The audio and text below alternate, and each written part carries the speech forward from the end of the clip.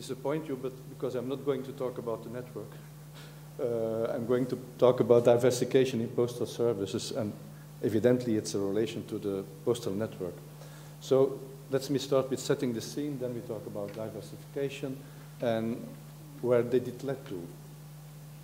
First of all, some facts and figures about bpost, but I will be very brief because Johnny yesterday, I'm sure he told you a lot about bpost. So to be very brief, the turnover more than 2.3 billion. We have an EBIT from more than 300 million, and they're still working 28,000 people at bpost. What are we going to talk about today? We are going to talk about customers' experience, customer centricity, and in the post we put that very high, and it's also reflected in our internal organization. We have 3 business units which are focused on 3 important customer segments. We have the customer segment from international clients, BPI. We have BIS, which are the major clients, the business clients, and then we have a third one, which is RSS, and that stands for residential and mass channels. So today we are going to talk about residential and mass channels. We are not going to talk about mail and parcels operations. We are not going to talk about major business clients in Belgium Post. So we are talking about residential. That means in Belgium more than 4.4 million households and 11 million individuals. And as John mentioned, we are still very proud to have won last year the World Mail Retail Award, and I would congratulate all the winners of this year, and especially the colleagues of Swiss Post, because I've read they have won the Retail Award this year. So what about our ambitions in the residential market? I think it will not surprise you that they are for 99% the same as in your companies. It has to do with top-line growth. It has to do with efficiency, cost savings. It has to do with customer centricity and customer satisfaction. And to make that all happen, we have to change our corporate culture. So let's focus on 2 of them, on top-line growth and customer centricity. When talking about residential customers, and I'm not talking about the mail part of the story, because as we already heard this morning, in the mail part, it has to do with the quality of delivery, the consistency in the delivery of the mail and the parcels business. But talking about residential and the touch points, and especially talking about the network, we discovered that our 8 expectations which customers value very high and which have a very high impact on customer satisfaction. And it are basically stuff that you find in every business. It has to do with helpfulness, friendliness, speed of service, staff competence, waiting time. That are the 5 most important factors that influence customer satisfaction in a residential market environment in postal operators. So we've done a lot of work on those different elements, and they boil down to customer interaction, to deliver a superior customer interaction, and to increase convenience and accessibility. A second one we will treat as top-line growth. As you all know, mail and parcels business, certainly for the residential market, is a declining business, although parcels are still going up. The daily mail activities for residential is really a declining business. So one of our ambitions is to compensate that decline in the mail and the parcel activities.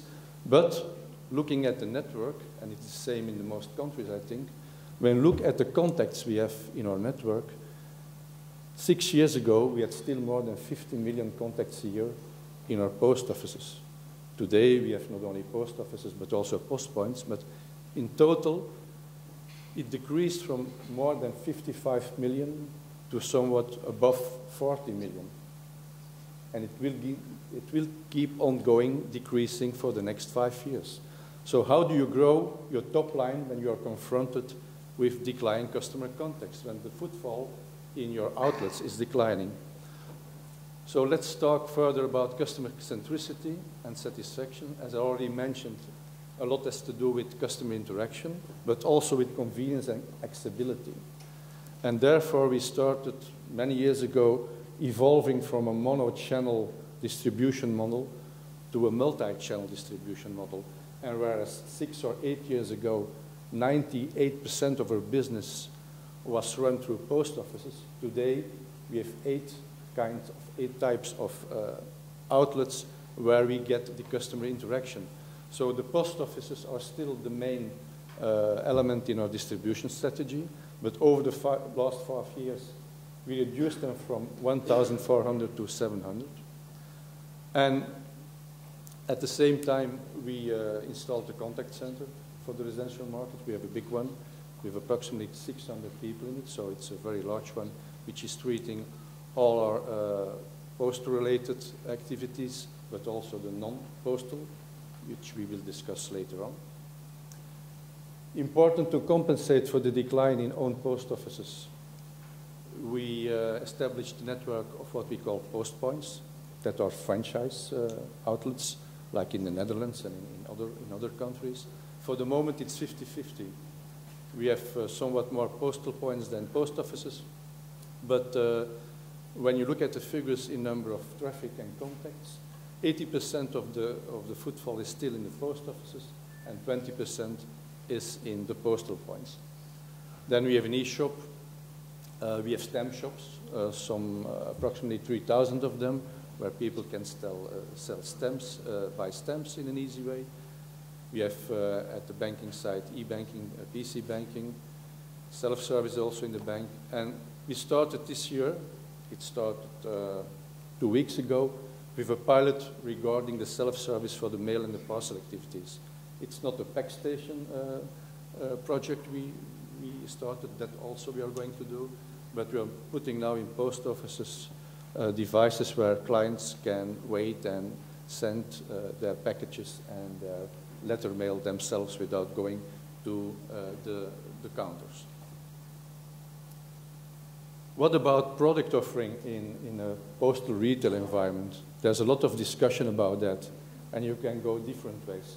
And to be quite honest, I don't know which the way is the right one. There's no right answer to that, but I think most of you cope with the same problem. It was fashionable 10 years ago to add more and more services in postal branches. We did that also, ticketing, lotto, utilities. You couldn't dream about it, or you had it in a post office, so they didn't look anymore like a post office. They did look like, in Morocco, in Marrakesh, like a cash bar or whatever you can name it.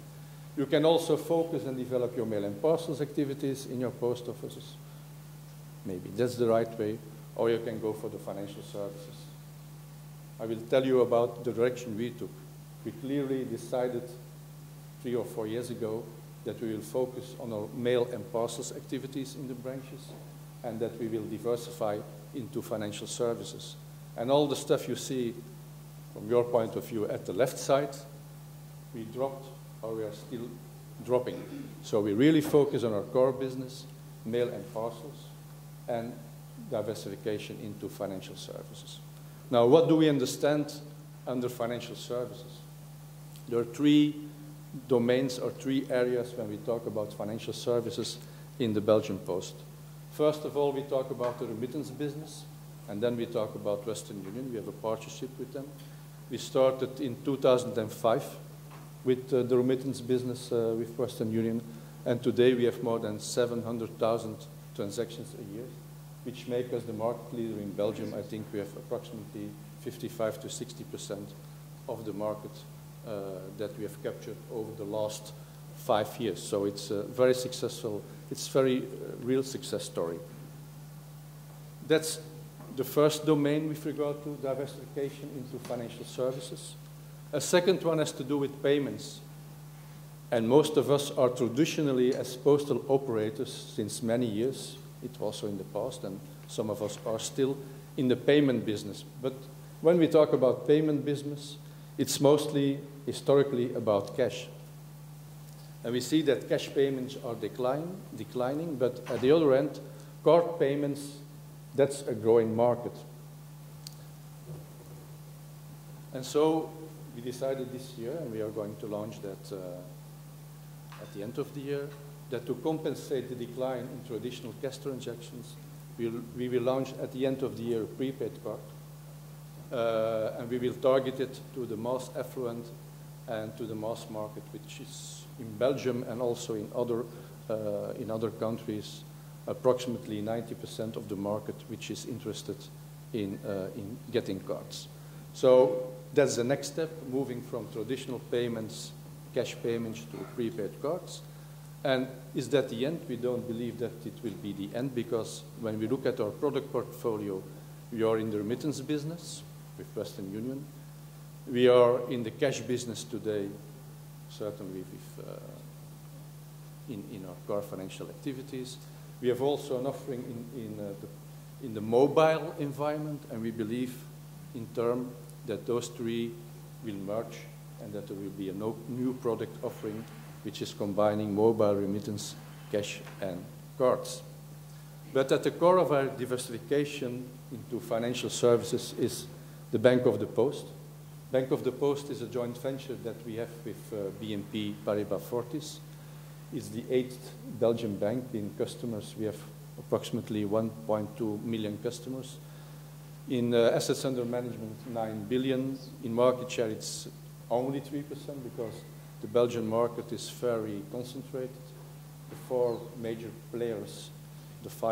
players account for approximately 90% of the market. So it's like that over the last 20 to 30 years. It's not moving. Bank of the Post as distribution channel as the post offices. So the only distribution channel the bank has are the post offices. So the bank itself is very lean, a very restricted staff of 170 people. With regard to product offering, as I said already, we started in 1995, and it started with 2 products, current accounts and saving accounts. And over the years, we extended the product offering, and today it's a full retail bank. Certainly at the asset gathering side, we have all the products that a residential customer in the mass segment needs. So as I already said, there's a lot of discussion about diversification, but there's also a lot of, is the decision to go for financial service the right one? And most of us read postal, and a few months ago in March, I read Banking on the Post, diversification into financial services still makes great sense, said Hans Bohm. And last year, Elmer, who was here in the room, and I didn't ask him to quote him, but I quote him. He wrote an article about Danger Bank, the dangers of Post becoming involved in financial services. So you can look at both sides. And as I already said, there's no right answer. And because it works in one country, it won't work in another country. So it all depends on your business environment. But the thing we are really convinced about is when you go for it, make sure that you choose the right partners or partners. Be very aware of the cultural change it takes to go into financial services, because most people who are working in a post office didn't join to sell things. I mean, you go into financial services, you have to sell. So that's a major cultural change. And don't underestimate the investments you have to do in a network, because a post office is not a bank office. It will never be a bank office. But nevertheless, you have to try to integrate a business model of a bank in a postal environment. And that's also a challenge, and that you have to solve and to get in place. So the C word, it's all about cultural change. And over the last years, we had what we call an holistic approach. You must make sure that your people not only have a sales attitude, and we call that best sales, but also your operations and your service remain very important, because you remain a postal operator. So your efficiency and your work methods have to cope with the banking, but also with the postal activities. Client satisfaction, client interaction is crucial for both, and for postal and for banking. And to make that all happen, you have to invest a lot in your teams and in change project, in change and leadership.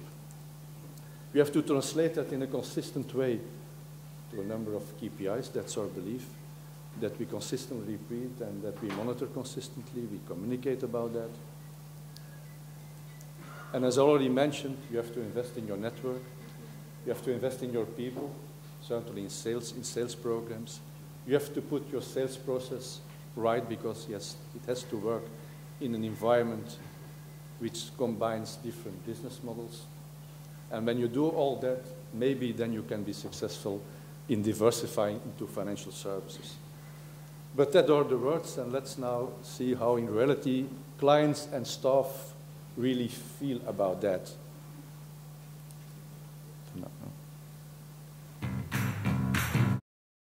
Diversification in financial services in our branches. So you heard the customer, you heard the staff, but what does that mean in figures? Does it really move also in the figures? So let's look at customer satisfaction. As you can see, it started to climb from 75% to 85% in 2010, so we are very pleased with that. That's the customer side. What about satisfaction of our staff? Because staff is crucial, certainly in service industry, their motivation is crucial. Is it declining? Is it going up? Well, it's going up from year to year.